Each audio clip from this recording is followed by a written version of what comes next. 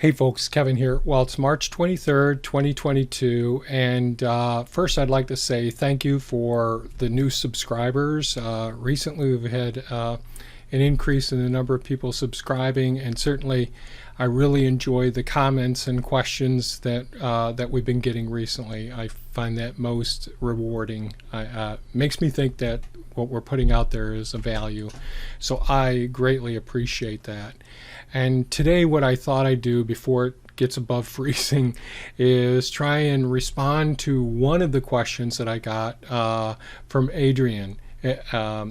And I would say that I'm not directly answering the question today. This is sort of the first step to directly answering the question. And the question is about the heating and cooling system in our passive solar home. So what I thought I'd do is go through some of my thought processes and go through a list of a few of the videos that I made in the past that may be helpful for people that are thinking about designing and building their own home or even their own homestead or permaculture site, those sorts of things.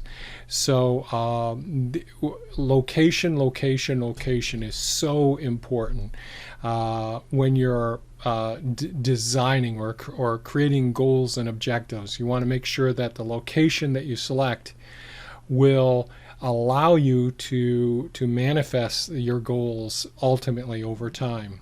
So location is so important, and design is important. So one of the things that I would suggest is that I'm going to use an example of where we are located on the in the greater continental United States. So we're in Oswego, New York. And here on this weather map right now, this is a live radar view. We're north of Syracuse, New York, so I'm coming down here. So these are the Great Lakes, I'm sorry. These are the Great Lakes. Okay, the Great Lakes here. This is Lake Erie, and this is Lake Ontario. And we're just north of Syracuse, New York. We're pretty close to Lake Ontario. I grew up right on the shorelines of Lake Ontario. And we're about 8 miles from the shoreline right now. And as you can see, we've got some very cold, this is rain, and this is a little bit of snow in this area right now. But the thing to think about is where our winds come out of. So we're in the northern hemisphere. So we want to have everything solar oriented facing south, because we're in a cold, temperate climate. We want to gain as much energy from the solar radiation as possible. So we want to face our windows to the south as well. Now, in warmer climates, you may want to take advantage of the cooling aspects and reduce the number of windows on your solar-facing side, depending on if you're in the northern or southern hemisphere. So one of our largest goals was to design and build not just our home, but our entire property in such a way that although we might have a high initial cost to the design and build, that the energy conservation over the years will be drastically reduced compared to traditional construction. And I've made videos about that in the past, and I didn't search for those today. But here we are in Oswego, New York. The prevailing winds during the winter months come out of the northwest. And if you realize that we have warm bodies of water, these Great Lakes have warm bodies of water, and you have cool air moving over them, we're going to have cloud cover and heavy snows. So up here in Canada, where people think they're going to get a lot more snow than us because of the prevailing winds and all, they get very little snow relative to what we get down here just south and east of Lake Erie. So south of Lake Ontario and east of Lake Erie. So the winds, as they come down over here, throughout the year, we don't get as much sunshine as, let's say, just down in Pennsylvania. So one state south of us, their growing zone is different, but more importantly for energy conservation, they get much more sunshine than we get. And they get much less snow cover than we get. So if you're thinking about having solar panels, we're going to have lots and lots of snow cover on it. And during the winter months, we're going to have less solar rays actually hitting the solar panels because of all the cloud cover. So, and we also happen to live at a higher elevation than to our west. So the winds come out of the west, so we have really high winds here. So one of the questions we might have is, why did we end up going with so many solar panels and not install wind generators, windmills?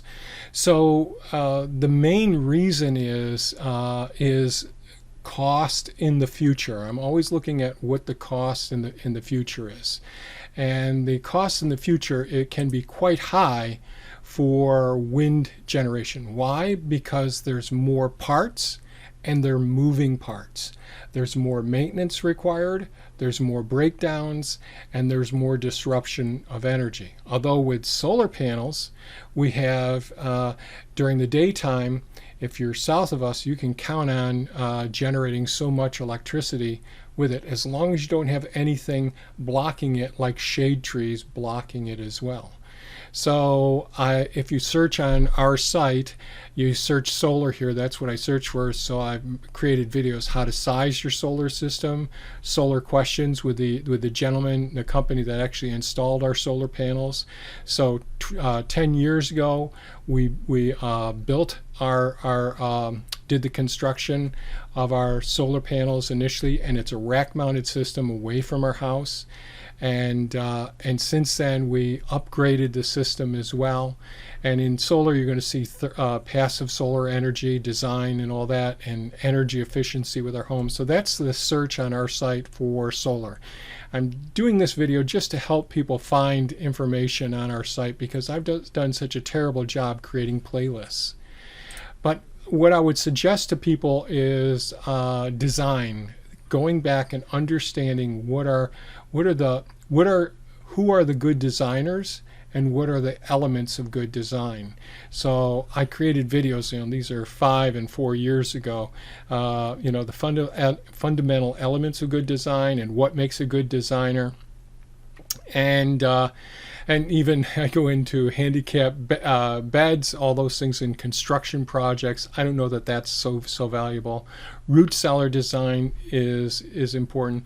Passive thermal mass and passive solar homes, that may be of value to some people. Certainly whole system designs when it comes to farms and gardens, what to consider and how to go about it. Permaculture, zones in design, principles in design, keyline design, and object permanence, those sorts of design. And I go into all different things, and I go into swale design and pond and canal design, water harvesting, all of those sorts of topics as well. And I did the solar one here. And another one is passive solar. So I search for passive solar. So again, you can see thermal mass shows up on this one, but passive solar greenhouse. So you can see what elements went into the stages of building the passive solar.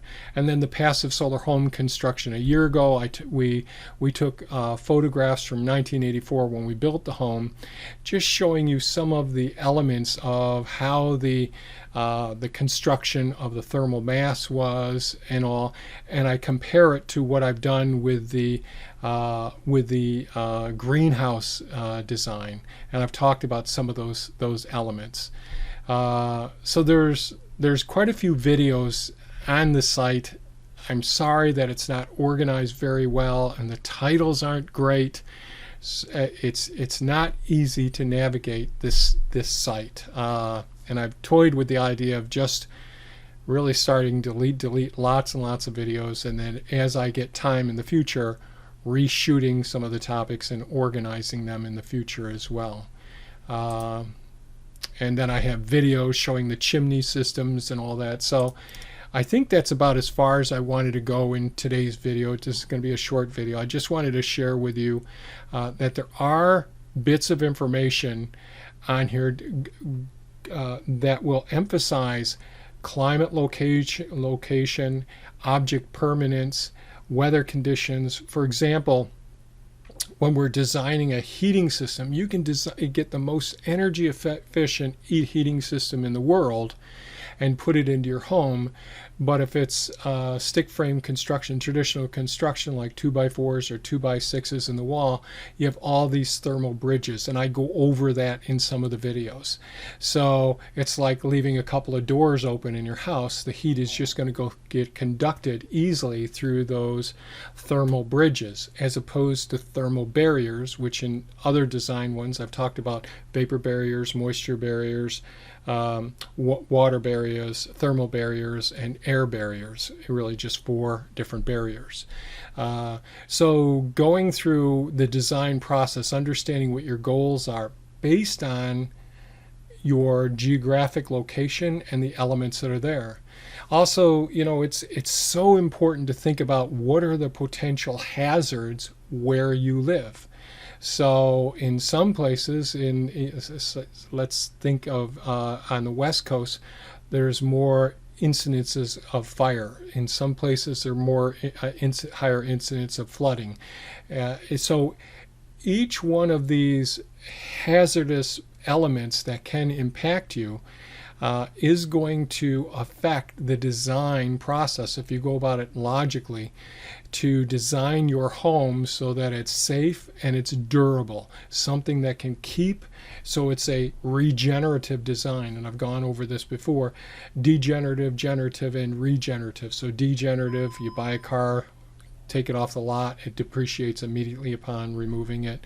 A generative design, well, a generative design, you think of just a vegetable garden or whatever, and you think of a food forest of being a regenerative design. It just keeps giving back over the time. And those are simple examples, and there are exceptions, like Thea's car, the Model Y. We bought it for $50,000. It's now, we could now sell it for $58,000 or $59,000. So the price keeps going up because of inflation and all.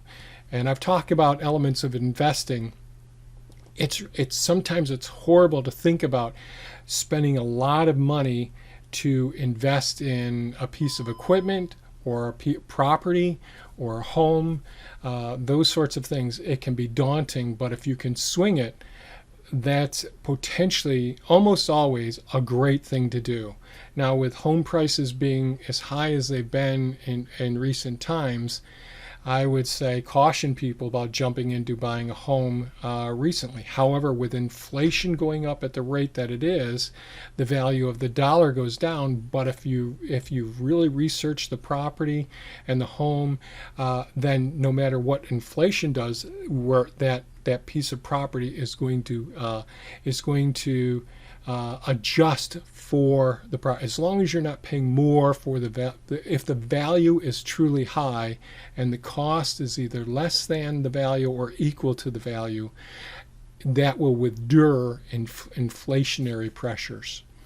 So I know I've gone longer than I wanted to go in this video, but before I actually answered some of the questions about heat and all that, I want, or the countercurrent heat exchange system, or the other systems that we designed into this home, I wanted to at least make everyone aware that there are these elements that are already on our website that you can search and find out what I think, my perspective, my approach is to it. We're in a high wind zone. Once again, we're in an area that's very cloud covered and much snow covered. And for me to say this and say, well, you have the option of solar panels or you have the option of wind generators, it would seem like a no-brainer to go with wind turbines as opposed to solar panels. But I opted to go with the solar panels, knowing that we're not going to produce as much energy with the given amount of solar panels that you would need just south of us. We needed to have a larger solar panel array, but I knew that there's no moving parts. The longevity and the high functioning of the solar panels were going to be relatively stable over many, many years, as opposed to the wind generation. That's about to change, and I'll make videos in the future about some of the new motor and generator technologies that are being developed. And this is because of the EV generation, the battery electric vehicles, and companies like Tesla, making the really high torque, very efficient, low wear and tear electric motors that they're making now, which basically are, in a sense, a generator as well. So I'll end this now before I go any further. If you found this video of value, please give us a thumbs up, share it with your friends, and I do appreciate everyone's comments and questions and all. It really makes my day. Thanks so much and have a great day. Bye-bye now.